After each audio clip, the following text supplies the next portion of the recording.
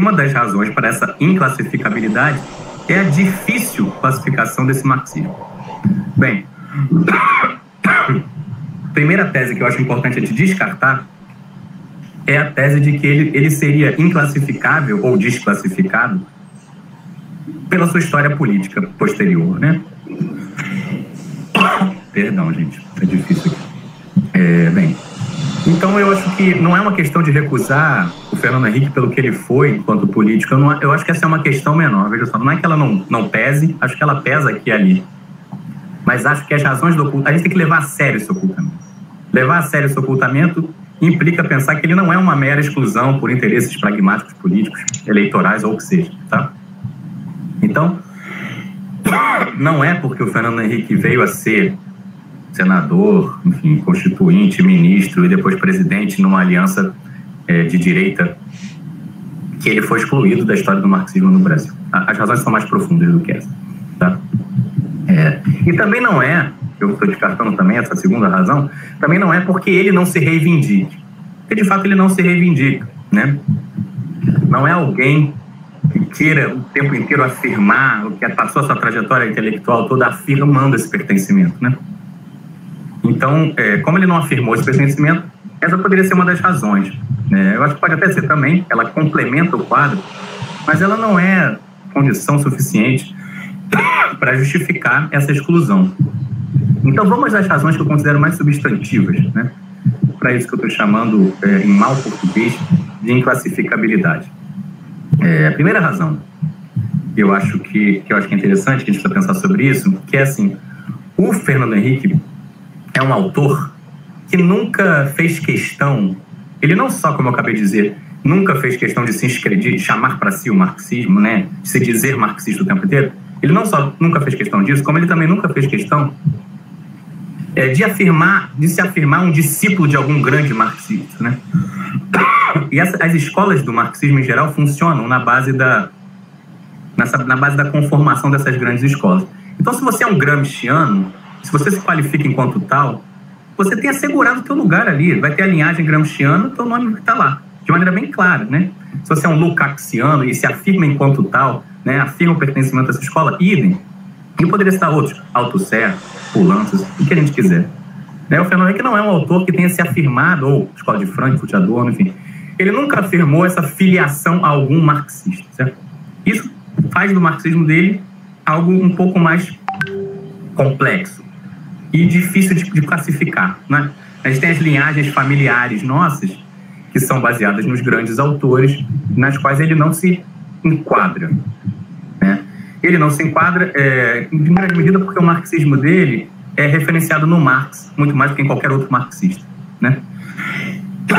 Então, por isso também, temos aí uma razão anexa a essa primeira, que é o fato de que ele não se afirmou enquanto discípulo de um grande marxista. Segunda grande razão substantiva, ele não é um autor que está afirmando o tempo todo, na verdade, ele raramente faz alusão a isso, né? Ele está, alusão ao quê? Alusão à revolução, ao imperativo da revolução, ou à iminência da revolução. Em outros termos, esse não é um marxismo revolucionário, né? O marxismo do Fernando Henrique nunca foi, né? Se vocês quiserem um contraste, por exemplo, ao contrário do Rui Mauro Marini, né, que está o tempo inteiro se afirmando essa iminência, ou afirmando esse imperativo, etc. Então, isso também complica um pouco o enquadramento desse marxismo, porque, afinal de contas, a gente está falando de um contexto de emergência do marxismo de Fernando Henrique, é um contexto pós-revolução cubana, né? É o contexto do golpe militar, um contexto luta armada no Brasil, etc, etc. Então, um marxismo que não fala em revolução tende a suscitar uma resistência muito maior do que aquele marxismo que está levantando essa bandeira o tempo todo. Bem, terceira grande razão substantiva, esse marxismo, assim como ele não prioriza a revolução, ele não prioriza a nação, né?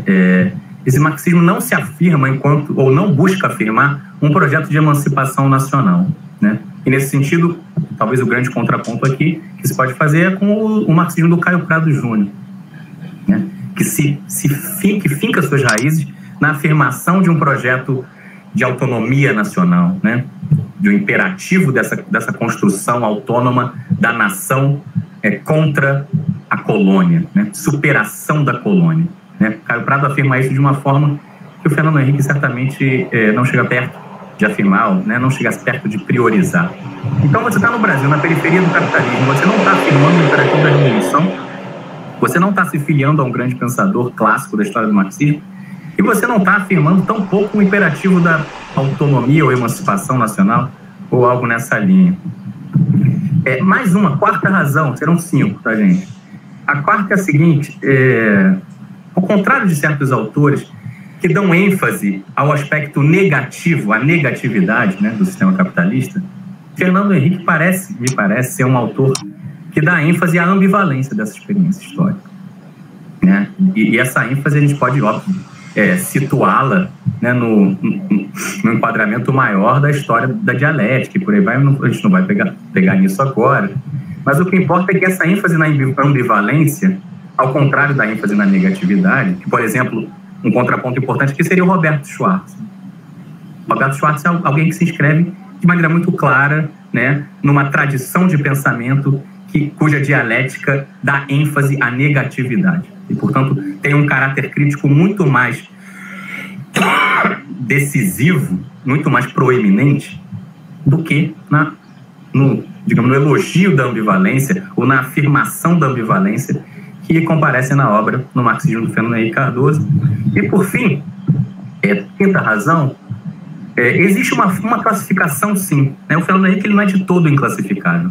A gente tem que convir que existe uma classificação muito comum desse marxismo, que é do marxismo universitário / acadêmico / teórico, / ocidental, uspiano, né?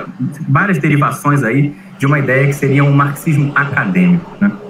Essa forma de enquadrar o marxismo do Fernando Henrique, eu acho também que ajuda a obscurecer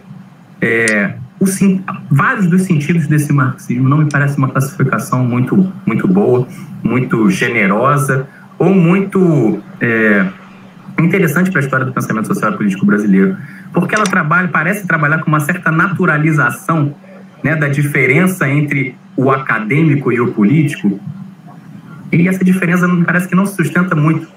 Pelo menos na obra do Fernando Henrique, não. Difícil afirmar. A gente pode eu poderia citar 10 textos rapidamente do início dos anos 60 do Fernando Henrique, que são textos de intervenção pública, certo? Claramente. Textos com caráter de intervenção muito forte. Então, dizer que esse marxismo e textos com caráter de intervenção que levam o Marx para o centro da cena. Eu sei que passaram meus 15 minutos, eu vou usar minha tolerância aqui, contando com a generosidade de todos. Então, eu acho que essa classificação tão corriqueira mais obscurece do que ilumina. Que marxismo é esse, afinal de contas, né? E a gente para num dilema, né? A gente tem um marxismo que não é um marxismo de matriz comunista, evidentemente, porque ele não está vinculado ao partidão e não está vinculado à Terceira Internacional, muito menos ao stalinismo, né? Então nós temos um marxismo não comunista, não revolucionário, que não nasce no partido, mas nasce na academia, e que volta e meia ele termina por afirmar as 1001 vidas do capitalismo, né? E afirma isso a partir de uma sensibilidade para as ambivalências dessa experiência histórica. Afinal, como que a gente vai classificar esse marxismo, né?